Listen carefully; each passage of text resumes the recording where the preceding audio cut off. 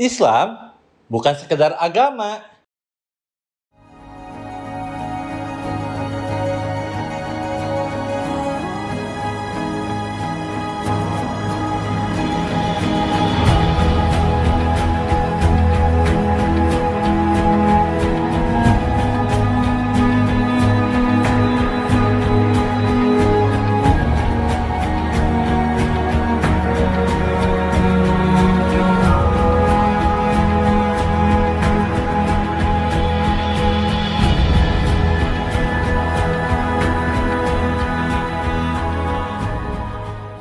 Halo teman-teman, apa kabar semuanya? Dan hari ini seperti biasa kalau adanya saya pasti nggak jauh-jauh dari topik-topik dengan berbau spiritual.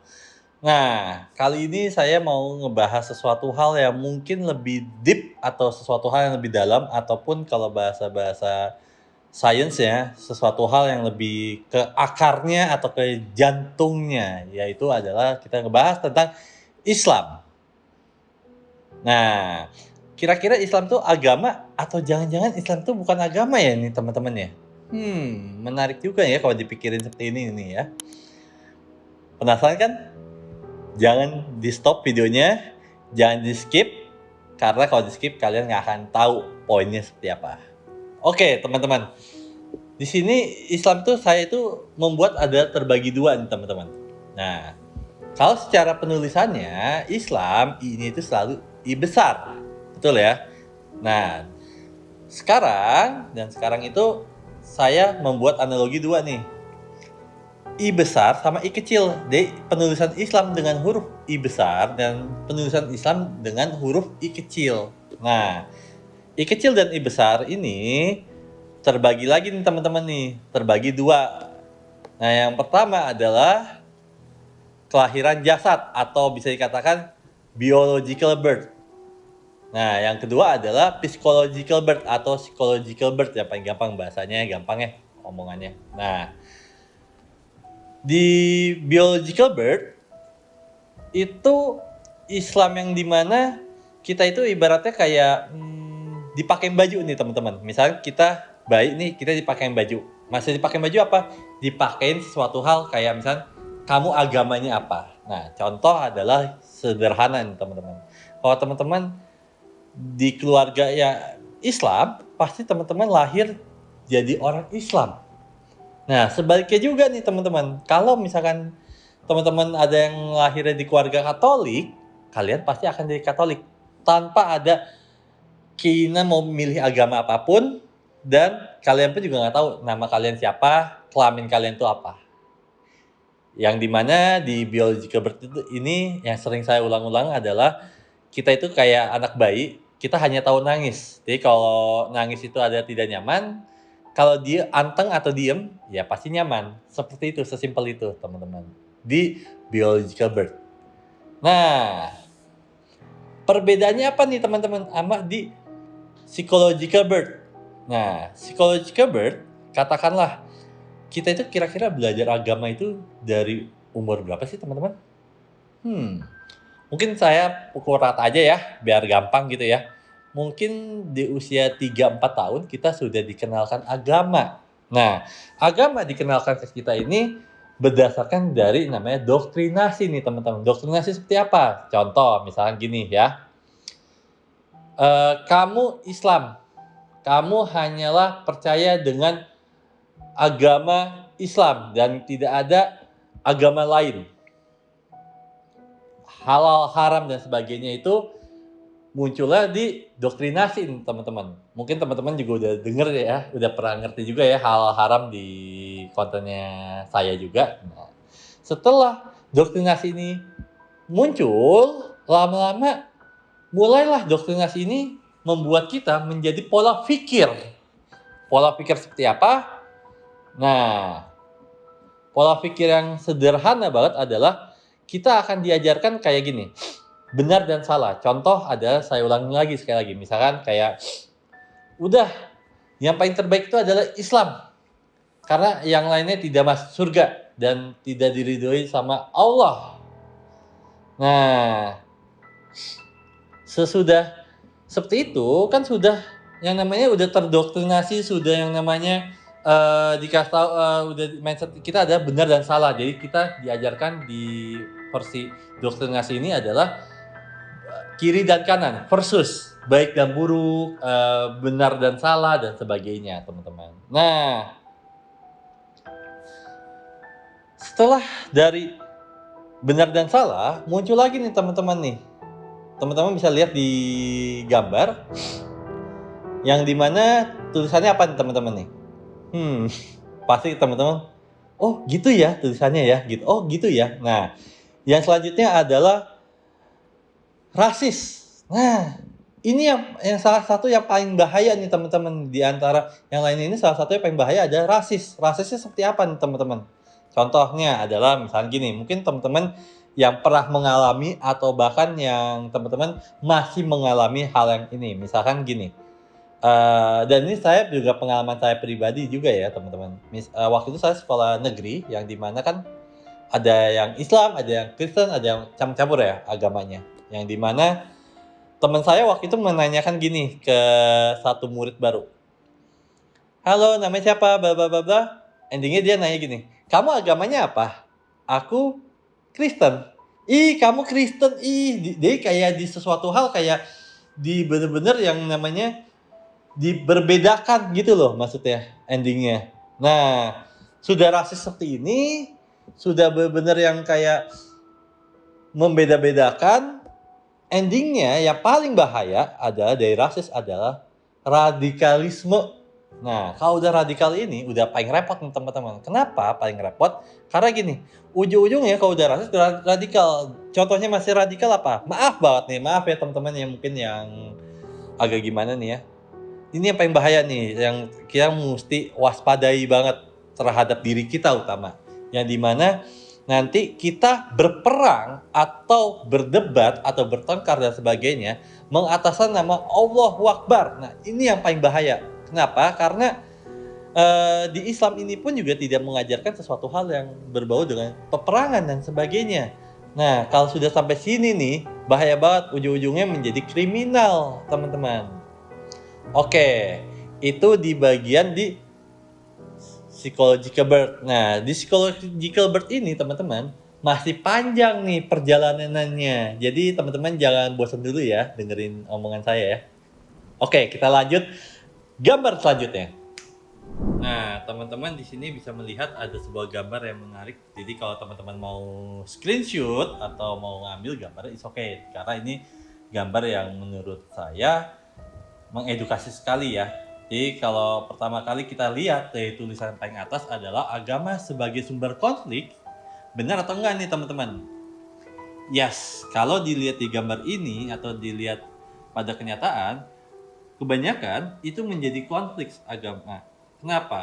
Karena di sini ada tulisannya, sistem keyakinanku yang terbaik menyelamatkanmu, dan yang sebelahnya juga sama tulisannya, yang intinya juga sama, yang dimana mereka berdua ini kan sedang berdebat tentang namanya keyakinan, dan mereka ada sebuah kondisi yang kalau kita lihat adalah ingin orang-orang yang mungkin non muslim atau yang muslim sendiri kepengen saling, yuk lu ikut agama saya yuk, kamu ikut agama saya yuk, gitu. Jadi kayak gitu. Nah, sebenarnya teman-teman masing-masing merasa agama yang paling terbaik, padahal mereka hanya memahami dari tafsirannya saja yang berbeda. Mereka tidak mengalami makna terdalam dari ajaran agamanya mereka. Nah, teman-teman di sini kan bisa lihat bahwa orang-orang atau di gambar ini kan bisa dilihat bahwa mereka itu mendebatkan agama, bertengkar tentang agama, tapi mereka pun juga tidak mengerti ajaran mereka itu seperti apa, ajaran agama mereka seperti apa. Jadi mereka hanyalah tahu, hanya just tahu, tapi tidak memahami. Nanti habis tahu, memahami, kan udah mempelajari nih, tahu, harus memahami, terakhir adalah mengalami. Tapi nantilah, panjang kali lebar, ntar dulu saya jelasin. Oke? Nah, sekarang kita lanjut di slide yang kedua atau gambar yang kedua. Nah, teman-teman di sini teman-teman bisa melihat memang secara gambar, secara tulisan di atas memang sama yang tadi, bahwa agama sebagai sumber konflik, benar atau enggak nih teman-teman? Nah, tetapi yang perbedaannya adalah di sini ada penulisan yang berbeda nih teman-teman. Kitab, tafsir, ayat, kata penafsir, dan sebenarnya pun juga sama. Jadi mereka dua orang yang sedang meributkan tentang namanya kitab dan tafsiran nih teman-teman nih. Nah, tapi teman-teman mesti dengar dulu nih ya. Kitab suci mengandung ayat-ayat yang perlu ditafsir. Seseorang penafsir bisa menafsirkan yang berbeda atau tidak sama persis dengan tafsiran lainnya. Contohnya nih teman-teman nih ya. Misalkan pemuka agama A tafsir tentang satu ayat ini begini. Nah, bisa ada pemuka agama B nih. Penafsiran ayatnya pun pasti berbeda teman-teman. Nah, inilah yang lucunya menjadi keributan. Nah, umat yang awam tidak suka membaca kitabnya atau baca literasi lainnya. Akan mudah hanya percaya saja kepada si penafsir. Karena percaya kepada tafsiran yang mungkin berbeda tanpa cross check lagi kepada kitabnya, maka besar kemungkinan orang-orang itu bertengkar gara-gara tafsirannya, teman-teman, yang berbeda. Nah, teman-teman, dari gambar ini pun aja sudah jelas nih teman-teman bahwa di zaman sekarang, sebenarnya udah zaman dari dulu sih, cuman karena biar relevan, lebih nyambung dan sebagainya, kita ngomong zaman sekarang deh ya. Nah, di zaman sekarang itu banyak orang-orang yang kadang-kadang ributin tentang misal maaf kata hadis A, hadis B, misal ayat A, ayat B, dan semua itu berdasarkan tafsiran. Yang dimana terkadang kita hanyalah percaya dengan satu sumber. Nah, ini yang jadi bahayanya teman-teman. Kalau agama, kita beragama nih teman-teman ya, percaya dengan satu sumber tanpa kita meriset kembali, tanpa kita meneliti kembali, tanpa kita mencari yang lebih dalam lagi, ini yang akan menjadi keributan. Sehingga, maaf kata nih teman-teman, ya karena kita bahas tentang Islam nih ya, maaf kata nih, jadinya Islam terkesan, terlihat sesuatu hal agama yang negatif atau agama yang bisa dikatakan orang-orangnya itu sering berdebat. Padahal mereka pun, orang-orang yang berdebat pun juga, mereka juga tidak cross check lagi, tidak menggali lagi. Inilah yang jadi masalah nih teman-teman. Nah, ayo teman-teman, penasaran kan? Udah mulai kayak dakdikduk nih bahasanya nih kan, udah mulai ada pencerahan sedikit-sedikit nih teman-teman. Yuk kita lanjut lagi ke selanjutnya. Oke? Nah, teman-teman di sini bisa melihat bahwa ada gambar-gambar yang unik ya, berbagai macam agama, bermacam-macam budaya beragama juga. Ada yang Islam, Kristen dan sebagainya. Nah, di sini kan tertulis nih, teman-teman bisa baca dan bisa simpan juga gambarnya kalau teman-teman suka nih ya. Agama menjadi sekumpulan sistem keyakinan yang sesuai penafsiran umatnya. Agama hanya didasarkan penafsiran umatnya, yang dimana mereka hanya yakin saja tanpa di cross check lagi ayat-ayatnya atau kitabnya, sehingga mereka udah nggak dicek lagi dan mereka pun hanyalah tahu aja gitu tanpa ada yang namanya experience. Sedangkan experience itu teman-teman sangat amat penting. Nah, teman-teman di sini kan gambarnya sudah jelas banget ya yang tadi saya jelaskan bahwa seseorang yang atau kita deh, jangan seseorang. Kalau kita hanya percaya dari sebuah tafsirannya saja tanpa ada nih, dengerin baik-baik, tanpa ada, ini poin yang terpenting banget dari sebuah tafsiran atau dari sebuah agama. Tanpa ada experience di sini, ini sangat amat bahaya teman-teman. Karena apa? Bisa jadi orang-orang yang menafsirkan tentang ayat-ayatnya, tentang kitab-kitabnya, itu orang-orang yang sudah mengalami perjalanan spiritual, makanya dia bisa menafsirkan. Nah, sedangkan kita nih teman-teman nih, yang mungkin bukan di bidangnya atau memang kita hanya tahu saja, sebaiknya kita mencari lagi lebih dalam. Mencari apa? Dengan pengalaman. Makanya kan ada yang namanya experience spiritual atau spiritual journey dan sebagainya. Karena itu tujuannya. Karena apa? Spiritual itu bukan hanya dibaca, atau agama atau kitab itu bukan sekedar dibaca doang, tapi ada yang namanya dialami gitu loh. Dialami itu sama dengan apa? Experience. Nah, teman-teman nih, di sini teman-teman bisa lihat ada beberapa ayat Quran yang sangat amat menarik banget ketika kita nanti nih, ketika kita hanya percaya saja, ini yang akan terjadi. Di ayat ini dijelaskan, teman-teman. Yuk kita lihat ayatnya. Mari. Nah, teman-teman di sini kan kita muncul lagi nih ya dengan pakai ayat Quran dan bawahnya hadis Nabi. Nah, di atas ini di surat 2 ayat 7 dijelaskan bahwa orang-orang nih, intinya adalah orang-orang yang tadi yang ada slide-slide itu, intinya adalah kalau orang-orang yang sudah percaya saja, pede saja, bangga saja dengan tafsirannya tanpa di cross check lagi, endingnya apa? Allah atau Tuhan akan menutupi pendengaran, penglihatan, hati, dan pikiran semua ditutupi. Nah, maksudnya di ayat di atas ini adalah kiasan dari sebuah kata endingnya adalah ego gitu. Nah, nanti ketika orang-orang ini nih atau kita yang dimana kita tidak mau terbuka pikirannya, jadinya ego. Jadi Tuhan tuh menutupi semua hal itu, yang mata, penglihatan, pikiran, semua hal whatever itu menjadi apa? Kita itu hanya percaya satu dan ego. Endingnya apa kalau bahasa Arabnya? Kafir. Kafir itu dari kata cover, yang dimana artinya ada ditutup. Kayak misalnya casing handphone nih. Ini ada casingnya nih. Ini artinya cover nih. Nah itu. Nah, tapi ini teman-teman tenang aja nih teman-teman nih ya.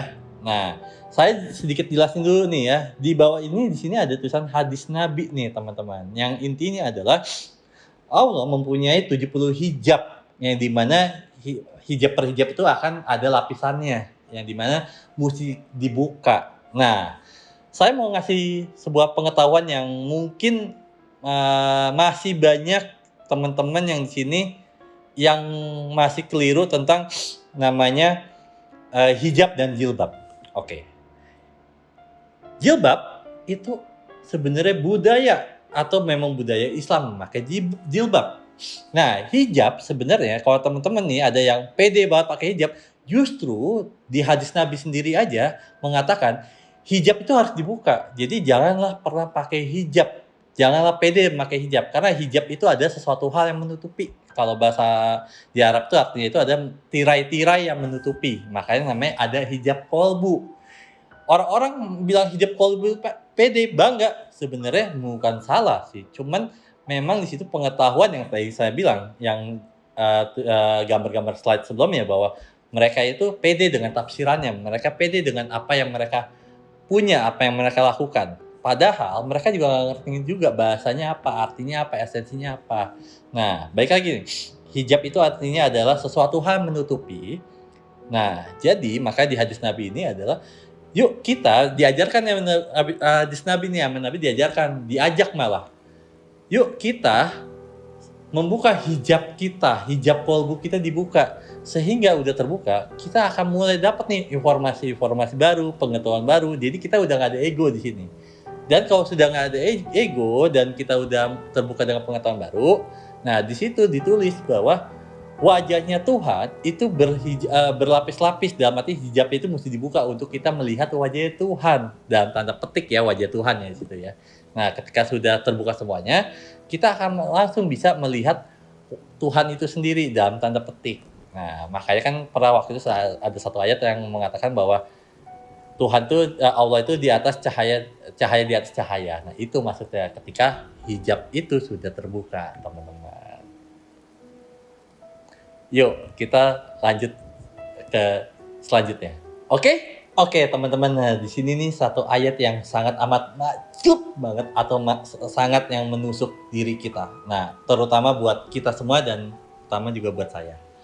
Oke, teman-teman. Nah, ini penting banget, jangan di-skip. Kalau mau di capture karena ini penting banget ayatnya. Sangat amat penting, bahkan ini 24 karat pentingnya. Oke, di surat 166 ditulis nih teman-teman nih, baca nih ya. Dan jika kamu mengikuti kebanyakan orang di bumi ini, niscaya mereka akan menyesatkanmu dari jalan Allah yang mereka ikuti hanyalah prasangka belaka, dan mereka hanyalah membuat kebohongan. Nah, di sini udah jelas banget nih teman-teman nih. Dari gambar-gambar yang tadi sebenarnya mereka hanyalah ngikutin orang aja nih ya. Oh, misalnya tafsir ini ngomong bla bla bla bla. Mereka hanya ngikutin aja tanpa mereka research, tanpa mereka cross check dan sebagainya. Yang dimana endingnya adalah kita jadi tersesat di jalan Allah. Jadi dalam arti maksudnya apa?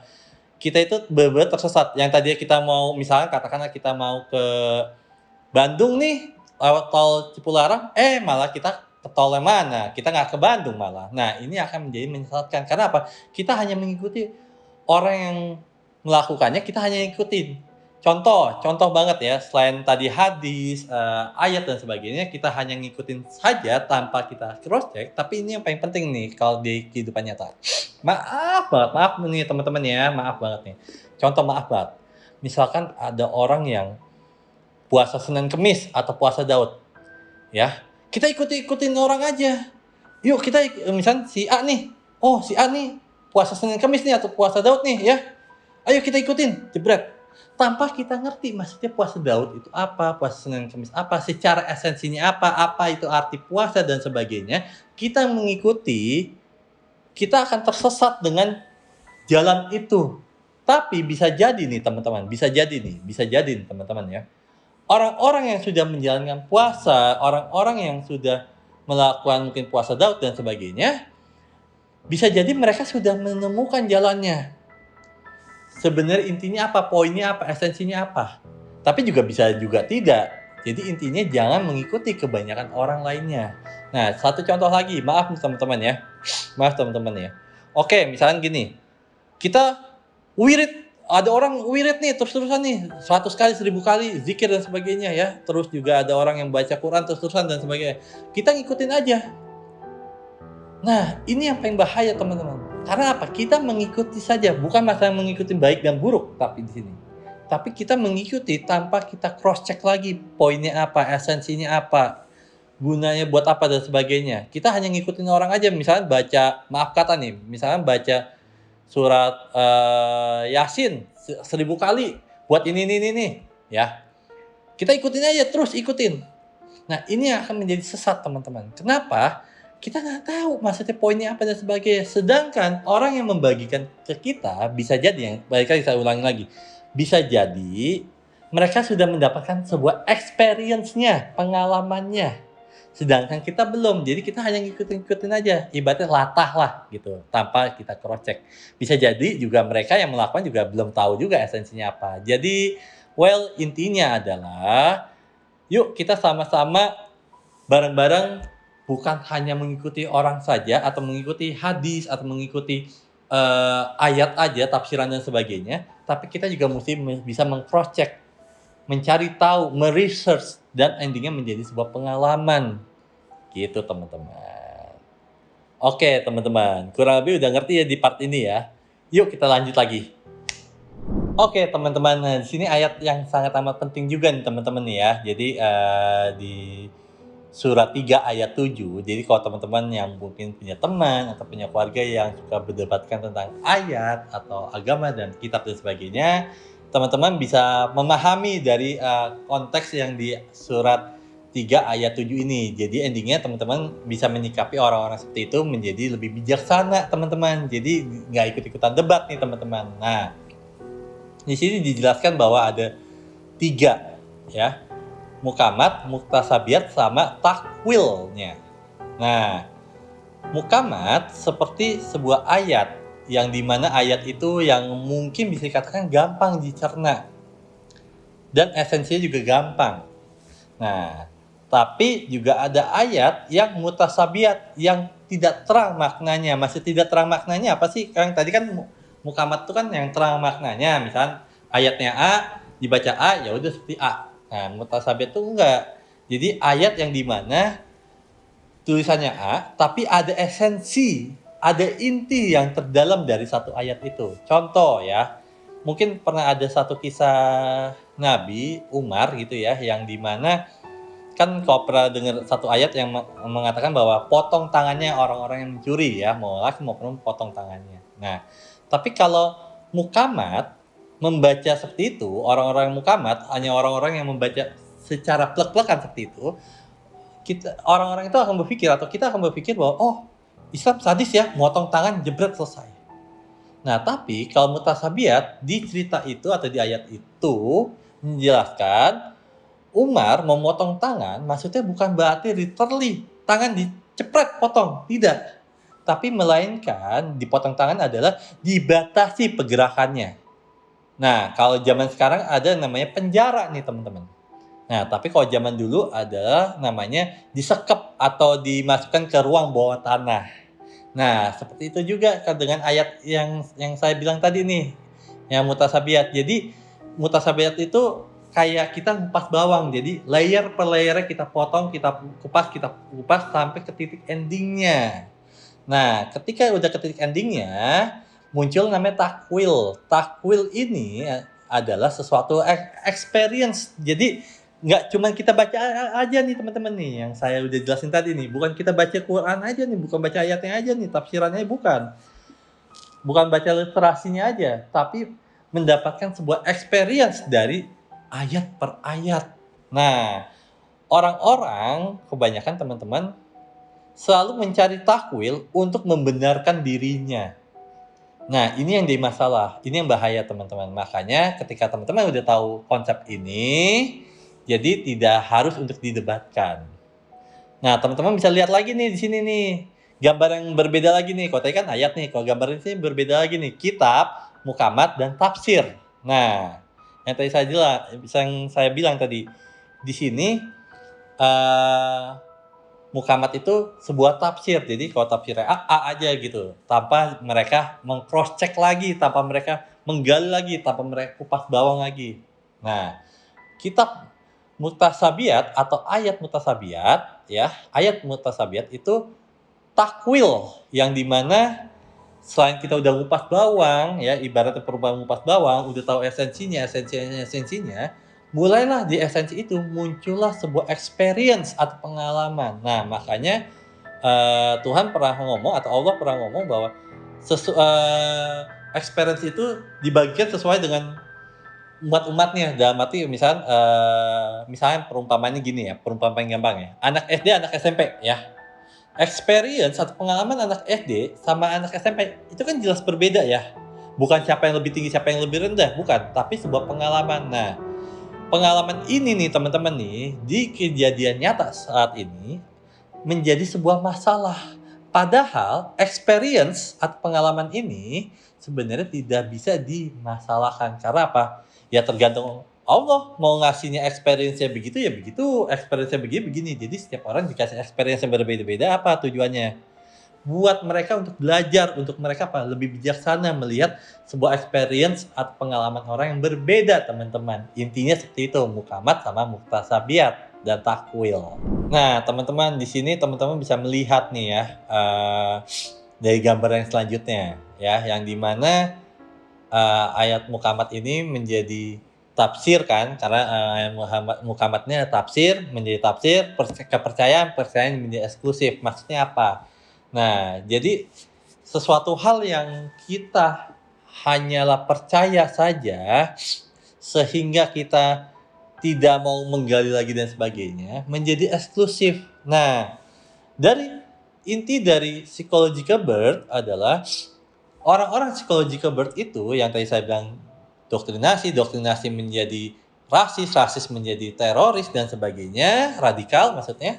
Nah, inilah akan terjadi ketika kita hanyalah berpandangan satu hal, mukamat, yang dimana plek-plekan seperti itu. Padahal Islam itu bukan agama yang eksklusif, tapi eksplosif, yang dimana kita mengeksplor, bukan menjadi suatu hal yang kayak oh ini punya sayap doang nih, nggak ada yang punya ini nih jaket nih. Nah, jangan sampai seperti itu. Kalau seperti itu ya jatuhnya jadinya ya orang-orang, maaf banget nih teman-teman, jatuhnya jadinya orang-orang yang non-muslim, yang kasihannya adalah orang-orang non-muslim kasihannya adalah mengejudge Islam itu adalah radikalisme teroris dan eksklusif. Padahal tidak. Islam itu ada eksplosif. Kita mengeksplor, menunjukkan suatu hal yang positif. Inti dari psychological birth. Nah, nextnya kita akan membahas ke spiritual birth. Apa sih spiritual birth? Ayo kita mulai selanjutnya. Oke teman-teman, sekarang kita beralih ke Islam I kecil. Tuh, gatel. Nah, nah, Islam I kecil bisa dikatakan adalah spiritual birth atau kelahiran yang paling terakhir, yaitu adalah kelahiran spiritual, kelahiran ruh. Nah, Islam di spiritual birth ini bisa dikatakan bukan Islam agama, teman-teman. Mungkin kalau paling gampangnya adalah kalau Islam yang I besar itu, kalau paling gampang ya bahasanya adalah Islam yang berkata takwil. Nah, kita hanya tahu Islam sebagai agama, sebagai bentuk. Tapi kalau Islam I kecil, bisa dikatakan kalau yang tadi itu bisa dikatakan ada mutasabiat. Islam yang mutasabiat, yang mesti bener-bener kita gali, kita kayak pas bawang, teman-teman. Dan sebenarnya kalau Islam yang di spiritual birth atau di mutasabiat ini, teman-teman, Islam yang bisa dikatakan bukanlah agama, teman-teman. Lalu kalau Islam bukan agama apa dong, teman-teman? Benar ya? Nah, teman-teman, sebelum kita ngomongin Islam lebih jauh nih, saya mau menunjukkan sesuatu hal yang sangat amat penting juga nih, teman-temannya, agar kita bisa terbuka lagi pemikirannya di level yang ini, di level spiritual birth, ya. Teman-teman, tahu nggak sih artinya Iqra? Nah, Iqra artinya adalah membaca. Nah, tapi Iqra ini ada terbagi dua lagi nih, teman-teman nih ya. Iqra yang dimana muqamat sama Iqra yang mutasabiat. Nah, Iqra muqamat yang pada umumnya orang tahu ada membaca Quran atau membaca Iqra doang. Nah, tapi Iqra yang mutasabiat, yang dimana Iqra di sini artinya itu sebenarnya membaca itu bukan artinya membaca, literally membaca, tapi mendapatkan informasi. Atau bisa kata lain ada research atau mencari data. Misalkan contoh, maksudnya apa sih research dan sebagainya? Misalkan teman-teman mau research atau mencari sesuatu tentang lebih jauh, misalnya motor cross gitu. Nah, kalian bisa research di internet, di Google gitu ya, yang dimana apa sih motocross itu, dari mana sih asalnya dan sebagainya, gimana sih cara mengaplikasikan motocross, bagaimana sih cara memodifikasi motocross, itu namanya Iqra, meresearch. Nah, research ini akan menjadi sebuah pengalaman nantinya. Nah, Iqra ini adalah sebuah pengalaman atau experience nantinya, karena sudah membaca, mendapatkan informasi, dan akhirnya menjalankannya.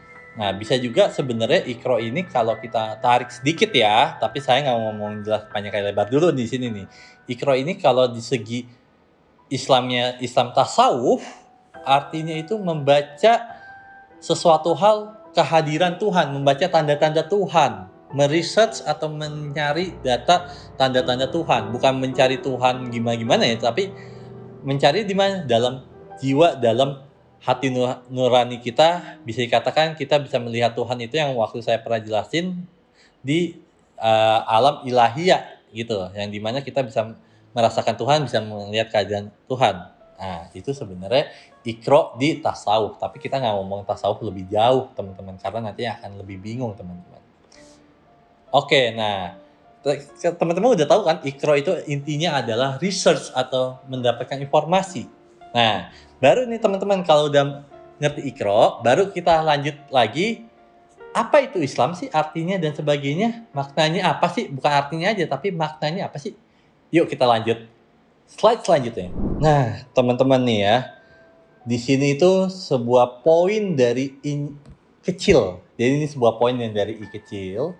Teman-teman bisa lihat, Islam dari kata bahasa Arab adalah aslam, yang artinya adalah berserah diri kepada Allah atau kepada Tuhan.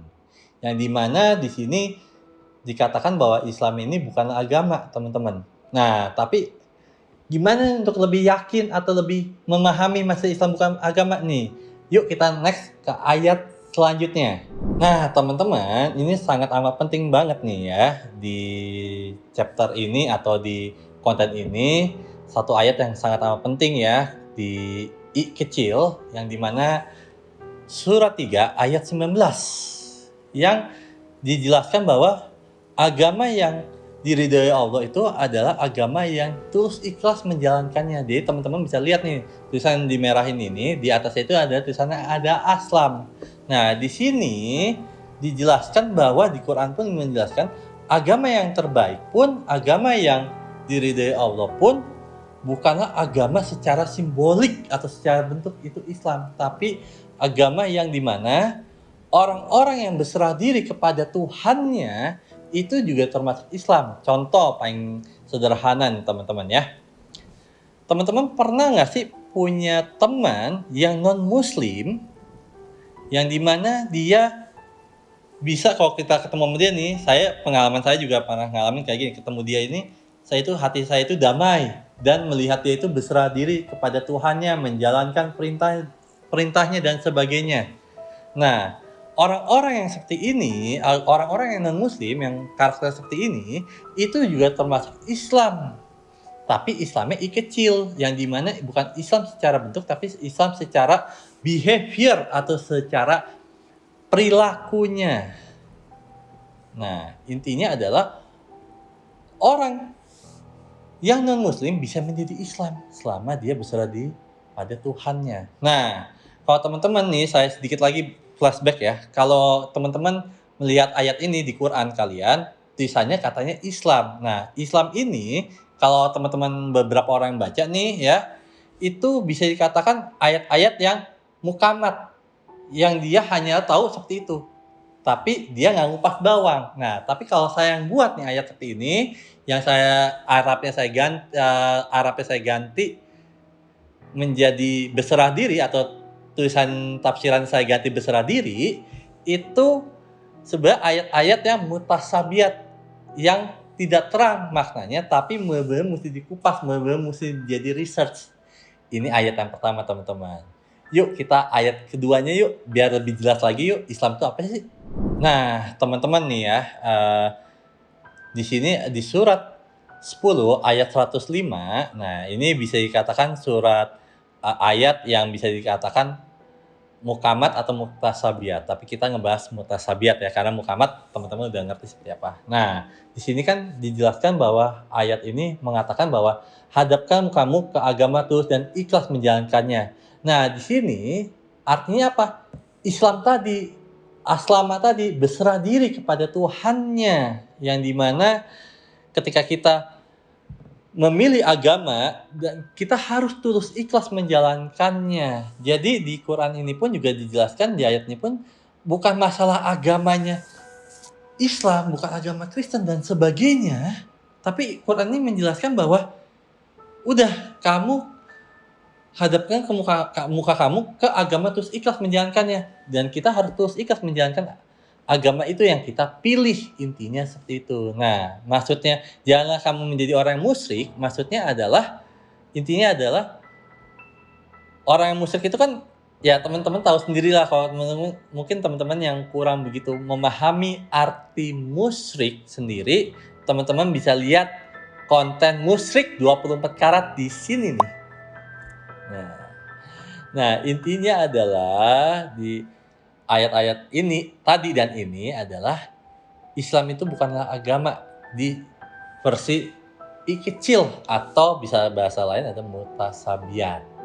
Nah, kurang lebih teman-teman udah memahami ayat ini kan?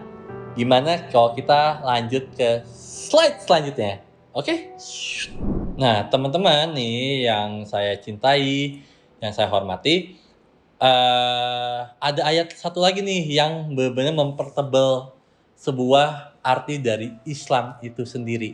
Nih, di surat 4 ayat 125. Di sini teman-teman bisa membaca nih ya. Dan siapakah yang lebih baik agamanya daripada orang yang ikhlas menyerahkan dirinya kepada Allah, atau bisa dikatakan kepada Tuhan. Nah, maksudnya apa? Di sini dijelasin lagi nih. Agama apapun oke, selama dia menyerahkan dirinya kepada Tuhan. Jadi mau apapun agamanya, intinya adalah baik lagi Selama dia berserah diri sama Tuhannya dan terus ikhlas menjalankannya, ya itu agama yang terbaik buat dia. Dan kita harus bisa respect dan kita harus bisa memahami dan menghargai dari sebuah konsep dari ayat ini juga utama, teman-teman. Jadi ada datanya saya ngomong, teman-teman. Gimana? Kurang lebih udah ngerti dong Islam kecil itu seperti apa? Jadi intinya dari Islam kecil ini bukanlah sebuah agama, tapi melainkan sebuah behavior. Balik lagi saya sering ulang-ulang ada dari sebuah behavior yang kita bagikan ke setiap makhluk hidup yang ada di muka bumi ini. Oke? Yuk kita lanjut ke slide selanjutnya gimana? Udah bosan belum nih? Yuk kita mulai. Nah, teman-teman di sini gambar yang mungkin agak sedikit unik ataupun agak menghebohkan ya teman-teman ya. Di sini kan ada Islam, ada macam-macam ya, semua agama banyak ya. Yang dimana kalau teman-teman perhatikan sebuah gambar, ada gambar orang-orangnya dan ada gambar garisnya. Nah, garis itu ke endingnya ada bintang. Nah, kenapa gambar bintang? Ada paling gampang sebenarnya. Bintang sebenarnya perumpamaan dari Tuhan dalam tanda petik ya. Kan bintang itu bercahaya. Nah, cahayanya Tuhan atau Tuhan itu kan kalau di Quran itu menjelaskan bahwa Tuhan itu kan bercahaya, cahaya di atas cahaya. Nah, ini maksudnya bahwa siapapun agama itu, siapapun orang itu, selama dia berserah diri sama Tuhannya dan dia menyembah satu, yaitu adalah Tuhan yang sejati. Baik lagi yang saya sering ngomong ya, mungkin jarang juga saya ngomongin baru-baru sekarang ini lagi ya. Siapapun yang berserah diri menyembah ke Tuhan yang sejati, itu adalah orang-orang yang paling keren, orang-orang yang paling benar. Karena apa? Itu yang paling utama gitu. Bukan menyembah sesuatu hal yang kita menjadikan keributan, teman-teman. Tapi menyembah Tuhan yang sejati. Tuhan yang sejati itu adalah Tuhan yang damai, yang penuh cinta kasih dan tulus ikhlas. Nah, teman-teman di sini ada sebuah gambar, ada 3 orang yang sedang mendaki gunung. Yang dimana 3 orang ini dengan jalan yang berbeda. Nah, ketika mereka jalan yang berbeda, menjadi satu ke puncak, ke titik yang puncak gunung, dan mereka bertiga bertemu, kira-kira apa sih yang mereka omongin, teman-teman? Nah, yang mereka omongin ada sederhana. Mereka melihat yang sama semuanya dari sebuah ketinggian. Nah, dari gambar ini sebuah simbolik atau sebuah filosofi yang dimana ketika kita sudah ke level titik spiritual yang tinggi atau pemahaman yang tinggi, experience yang luar biasa, kita akan melihat sesuatu, agama apapun, ajaran agama apapun, semua itu dalam tanda petik itu sama. Yang dimana kita sudah tidak ada yang namanya perbedaan. Semua adalah menyembah Tuhan dari inti dari si gambar ini. Jadi gambar ini pun juga dijelaskan bahwa sesuatu simbolik yang luar biasa, teman-teman. Nah, teman-teman nih ya, ini adalah sebuah akhir dari sebuah kontennya saya tentang Islam, yang dimana di sini teman-teman bisa melihat sebuah tabel ya, yang dimana Islamic ranking. Nah, tapi saya adanya di 2021 karena ini sekitar berapa tahun sekali itu akan muncul. Nah, teman-teman di sini kan kalau teman-teman bisa melihat bahwa orang berpikir bahwa negara Islam terbesar itu adalah di Arab atau Indonesia atau di mana gitu kan. Nah, tapi sebelum saya jelasin negara-negara ini, negara Islami terbesar ini, saya mau menjelaskan dulu nih bedanya Islam sama Islami. Islam itu ibarat sebuah bentuk atau sebuah simbol. Nah, Islami sebuah rasa yang dimana perumpamaan gini contohnya ya. Teman-teman nyari gula itu kira-kira nyari manisnya atau bentuk gulanya? Yes, saya yakin, saya jamin 100% pasti teman-teman akan mencari manisnya. Nah, manisnya itu adalah di sini datanya itu ada Islamic ranking. Oke. Kita mulai dulu teman-teman ya. Ranking yang pertama adalah Islami terbesar di dunia atau Islami terbesar di dunia pertama adalah New Zealand. Teman-teman bisa melihat bahwa di sini tingkat kriminalnya, tingkat ekonomi dan sebagainya itu paling rendah. Maksudnya dalam arti paling rendah apa? Paling bagus. Dari tingkat ekonominya paling oke, tingkat kriminalnya juga paling kecil, terlepas dari kasus yang kemarin pengeboman itu pun baru 1 ya teman-teman. Oke, yang keduanya teman-teman ya. Kita melihat negara Islami keduanya itu kalau yang kita tahu adalah kan selain Indonesia, Arab, Malaysia. Oke, kita lihat Malaysia di ranking ke-39. Nah, teman-teman bisa melihat bahwa Malaysia ini di ranking 39. Berarti sangat jauh dari ranking atas. Oke, nah ini yang keren nih teman-teman ya. Arab. Nah, di sini kan teman-teman pikir bahwa Arab ranking 1 ya. No, bukan. Di sini negara Islami di Arab itu ternyata urutannya ada 43. Nah, 43. Sangat amat kecil juga kan teman-teman. Nah, the one and only teman-teman, nih ya, menariknya Indonesia negara yang kuota hajinya paling besar, paling banyak, paling luar biasa, tetapi negara Islaminya ada 57 teman-teman. Berarti sangat amat kecil untuk bisa dikatakan negara yang Islami di data sini yang saya bacakan teman-teman. Inti dari konten ini adalah Islam bukanlah sebagai bentuk yang kita bisa membanggakan atau sombongkan, tapi Islam adalah sebuah behavior yang kita harus lakukan setiap hari dan kita harus bawa setiap hari, karena Islam itu berserah diri kepada Tuhannya dan terus ikhlas menjalankan perintah agamanya. Dan mohon maaf kalau ada salah kata-kata teman-teman atau ada yang pihak-pihak tersinggung, maaf teman-teman, ini berdasarkan dengan riset saya nggak masuk untuk membuat kericuhan dan sebagainya. Dan yuk kita menjadi orang Indonesia yang Islamnya bukan sekedar simbolik, tapi melainkan sebuah behavior yang setiap hari kita bisa berserah diri kepada Allah dan membagikan cinta kasih kita terhadap semua makhluk hidup di muka bumi ini. Oke, nama saya Ibn Saryu. See you next time. Bye-bye.